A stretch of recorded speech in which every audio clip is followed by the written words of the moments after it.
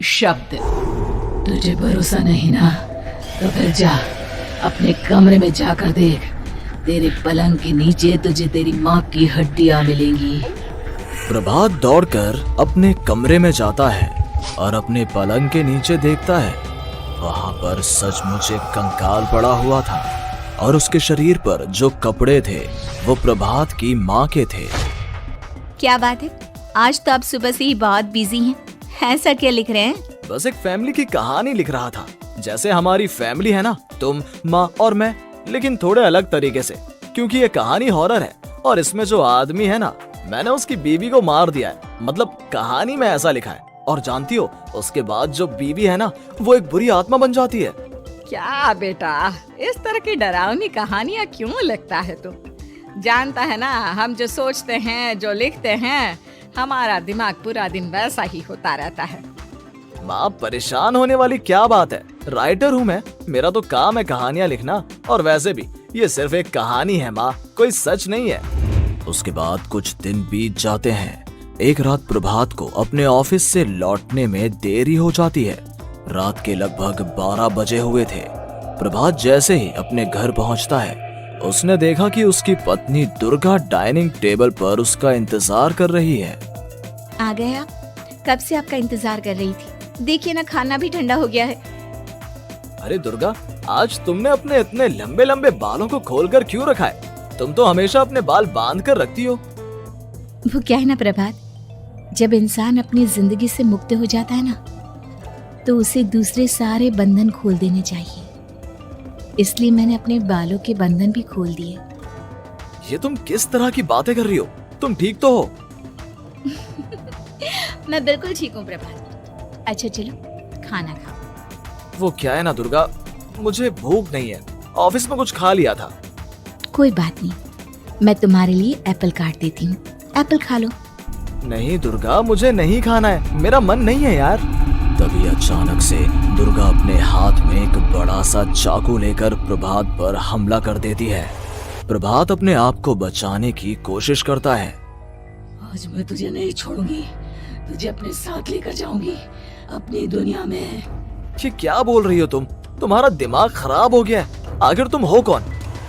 दुर्गा अपनी गर्दन टेढ़ी करते हुए बोलती है, मैं दुर्गा हूँ, तुम्हारी पत्नी।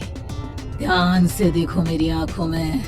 प्रभात बुरी तरह से डर जाता है और घबराहट में वो चाकू अपनी पत्नी के पेट में मार देता है। उसकी पत्नी की वहीं के वहीं मौत हो जाती है और उसकी चीख की आवाज सुनकर उर्मिला दौड़ते हुए बाहर आती है। ये तूने क्या किया प्रभात? तुमने अपनी पत्नी का खून कर दिया, लेकिन तू तो उसे बहुत प्यार करता था बेटा। तूने बहू को क्यों मार डाला? माँ, ये आपकी बहू नहीं थी, इसके अंदर कोई बुरी आत्मा घुसाई थी। मैं नहीं जानता ये सब कैसे हो गया, लेकिन वो मुझ पर हमला कर रही थी, मुझे मारने की कोशिश कर रही थी।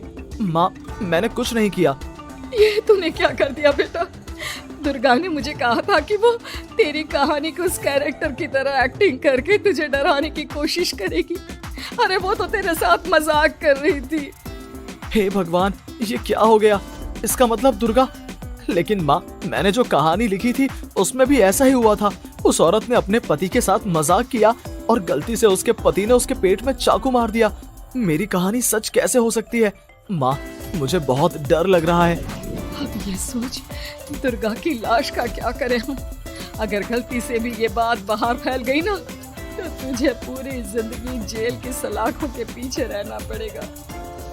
एक काम करते हैं माँ, हम घर के पीछे वाले बगीचे में उसकी लाश को दबा देते हैं। अगर कोई पूछेगा तो कह देंगे कि उर्मिला अपने मायके गई और फिर एक दिन हम भी अचानक यहाँ से कहीं दूर चले जाएंगे। कोई नहीं आएगा हमें पूछने, कोई नहीं आएगा माँ, बाद में जो होगा हम देख लेंगे। प्रभात अपनी माँ उर्मिला की मदद से दुर्गा की लाश को अपने घर के बगीचे में गाड़ देता है। कुछ दिन तो ऐसे ही बीत जाते हैं, लेकिन एक दिन अचानक रसोई से आ रही कुछ आवाजें सुनकर प्रभात की नींद खुलती है। प्रभात ने देखा कि वहां पर एक लंबे बालों वाली औरत दूसरी तरफ चेहरा करके खड़ी हुई थी। कौन है? कौन है वहां पर? अरे कौन हो तुम? मैं दुर्गा हूँ प्रभात। क्या हुआ? मुझसे इस तरह के सवाल क्यों कर रहे हो तुम? तुम दुर्गा नहीं हो सकती। दुर्गा तो प्रभात, मैं तुम्हारी पत्नी हूँ, तुम मुझे कैसे भूल सकते हो? 4 दिन के लिए मायके क्या चली गई, तुम तो मुझे भूल ही गए। अब अगली बार ना मैं कहीं नहीं जाऊंगी। पता चला तुमने तो मुझे पहचानने से ही इनकार कर दिया। नहीं, तुम दुर्गा नहीं हो सकती। तुम दुर्गा हो ही नहीं सकती। मैं जानता हूँ ये सब क्या हो रहा है। मैंने अपनी कहानी में लिखा था कि उस आदमी की पत्नी की मौत के बाद एक बुरी आत्मा उसका रूप लेकर उसके घर में आ जाती है। तुम वही हो ना? और अचानक से खूबसूरत दुर्गा का चेहरा काला पड़ जाता है। उसकी आंखें लाल हो जाती हैं और पूरे शरीर पर बाल, लंबे नुकीले नाखून, उसके दोनों पैर उल्टे हो जाते हैं और बेहद डरावनी आवाज में वो चिल्लाकर कहती है, बुरी आत्मा, मेरा खून करके मुझे अपने ही घर में गाड़ कर तू मुझे बुरी आत्मा कह रहा है? मैं तुझे छोड़ूंगी नहीं। और अचानक से प्रभात के घर में बेहद डरावनी आवाजें गूंजने लगती हैं। घर में चारों तरफ बहुत सारी बुरी आत्माएं नजर आने लगती हैं। प्रभात घबरा कर अपनी माँ को आवाज देता है, माँ कहाँ है आप? जल्दी आइए माँ, देखिए ना ये सब क्या हो रहा है। प्रभात ने देखा कि अचानक से उसकी माँ कमरे से दौड़ कर आती है। क्या हुआ प्रभात? और ये लोग कौन है? इन सब की गर्दन टेढ़ी क्यों है? इनके बाल खुले हुए। प्रभात, ये सब लोग तो मुझे मरे हुए नजर आ रहे हैं।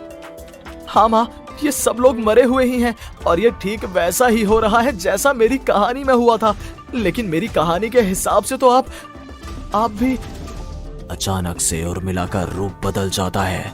वो भी एक डरावने साए की तरह बन जाती है और बेहद डरावनी आवाज में चिल्ला चिल्ला कर कहती है, मर गई तेरी माँ। जानता है, कल रात जब तू सो रहा था ना, तो मैंने उसके शरीर का सारा खून पी लिया। अब बस हड्डियां बची है उसके शरीर में। नहीं, ऐसा नहीं हो सकता। ऐसा बिल्कुल नहीं हो सकता। मेरी माँ नहीं मर सकती। तुझे भरोसा नहीं ना, तो फिर जा अपने कमरे में जाकर देख। तेरे पलंग के नीचे तुझे तेरी माँ की हड्डियां मिलेंगी। प्रभात दौड़कर अपने कमरे में जाता है और अपने पलंग के नीचे देखता है। वहां पर सचमुच एक कंकाल पड़ा हुआ था और उसके शरीर पर जो कपड़े थे वो प्रभात की माँ के थे। माँ, अब मुझे कुछ करना पड़ेगा। लेकिन मेरी कहानी में लिखा था कि माँ की मौत मेरे हाथों से होगी, पर माँ तो पहले ही मर चुकी है और वो बुरी आत्मा मुझे भी मार देगी। नहीं, इससे पहले कि वो मुझे कुछ करे, मुझे उसका काम खत्म करना होगा। प्रभात अपने हाथ में बड़ा सा चाकू लेकर उस बुरी आत्मा पर हमला कर देता है जिसने प्रभात की माँ का रूप लिया हुआ था, और अगले ही पल वो नीचे गिर जाती है और उसके शरीर से खून बहने लगता है। ऐसा नहीं हो सकता। एक बुरी आत्मा के शरीर में तो खून होता ही नहीं है। तो क्या सच में मैंने अपनी माँ को मार दिया? लेकिन अभी कुछ देर पहले तो फिर वो कंकाल किसका है? और ये कौन है? मैं पागल हो जाऊंगा। और अपनी माँ की लाश, इसका मैं क्या करूं? लोग पूछेंगे तो मैं क्या जवाब दूंगा? तभी वहां पर दुर्गा का रूप लेकर जो आत्मा थी उसने प्रभात से कहा, गाड़ दे अपनी माँ को ले जाकर उसी जगह जहाँ तूने मेरा खून करके मुझे गाड़ दिया था। चला जा। घबराया हुआ प्रभात पागलों की तरह अपनी माँ की लाश को लेकर बगीचे में गाड़ देता है। प्रभात की हालत पागलों जैसी हो जाती है। वो अपने आप को अपने घर में बंद कर लेता है। कहानी के हिसाब से तो आगे ये हुआ था कि कहानी लिखने वाले ने उन बुरी आत्माओं से डरकर आत्महत्या कर ली थी। तो क्या मैं भी मर जाऊंगा? क्या मैं भी आत्महत्या कर लूंगा? एक काम करता हूँ, मैं अपनी कहानी का अंत बदल देता हूँ। हाँ, ये मैंने पहले क्यों नहीं सोचा। मैं लिख दूंगा कि कहानी को लिखने वाला आत्महत्या नहीं करता, बल्कि कहीं दूर जाकर नए सिरे से अपनी जिंदगी शुरू करता है। यही सोचकर प्रभात ने अपनी लिखी हुई कहानी को बाहर निकाला और उसे पढ़ना शुरू किया। ये देखकर वो हैरान रह गया कि कहानी का क्लाइमैक्स तो किसी ने पहले ही बदल दिया था। ये क्या? इसमें तो लिखा हुआ है कि आखिर में उस लेखक की पत्नी और माँ दोनों बगीचे में जिंदा दफन थे। बुरी आत्माओं ने उनको कैद करके रखा था और वो लेखक अपनी माँ और पत्नी दोनों को जिंदा बाहर निकाल लेता है। लेकिन ये सब लिख किसने दिया? प्रभात दौड़कर बगीचे में जाता है और वहां पर खुदाई करना शुरू कर देता है। प्रभात देखता है कि वहां पर लकड़ी के 2 बड़े संदूक हैं और उनके अंदर से आवाजें आ रही हैं। प्रभात बचा लो मुझे, अगर थोड़ी देर और हो गई तो वो मुझे छोड़ेगी नहीं। बेटा देखो, मैं इस बक्से के अंदर बंद हूँ, प्लीज मुझे बाहर निकालो, वो बुरी आत्मा किसी भी वक्त मुझे मार डालेगी। प्रभात वो दोनों बक्से बाहर निकालता है और अपनी पत्नी और माँ दोनों को आजाद करवा लेता है। लेकिन तभी वहां पर अचानक से एक बेहद डरावनी और खौफनाक दिखने वाली औरत आ जाती है। मुझे क्या लगा था इतनी आसानी से अपनी पत्नी और माँ को बचा लेगा? बस 5 मिनट और उसके बाद अमावस का चांद आसमान में आने ही वाला है। लेकिन तूने इन दोनों को बाहर निकाल लिया, अब तुझे मरना होगा।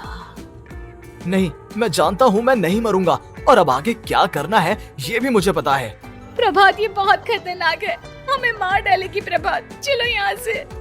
नहीं दुर्गा, अब मुझे अच्छी तरह से पता चल चुका है कि इस बुरी आत्मा से हम कैसे पीछा छुड़वा सकते हैं। और इतना कहकर प्रभात अपने हाथ में पकड़ी हुई सिंदूर की थैली उस बुरी आत्मा के ऊपर उछाल देता है। कुछ ही देर में वो जमीन पर गिरकर राख में बदल जाती है। ये सब क्या हो रहा था बेटा? ये सब तुम्हारी लिखी हुई इस कहानी की वजह से हुआ है ना? नहीं माँ, पहले मुझे भी ऐसा ही लगा, लेकिन बाद में पता चला कि बरसों पहले हमारे इस बगीचे की जमीन के अंदर किसी को जिंदा गाड़ दिया गया था और बस उसी औरत की आत्मा हमें परेशान कर रही थी। उसी ने मेरे शब्दों में जान डालकर उस कहानी को जिंदा कर दिया था। मुझे माफ कर दो प्रभात, मैंने आपकी कहानी के साथ छेड़छाड़ की थी और उसे बदल दिया था। माफी मांगने की जरूरत नहीं है दुर्गा, तुम्हारे उस बदलाव की वजह से ही आज हम सब जिंदा हैं, क्योंकि आखिर में कहानी में वो हुआ जो तुमने लिखा था।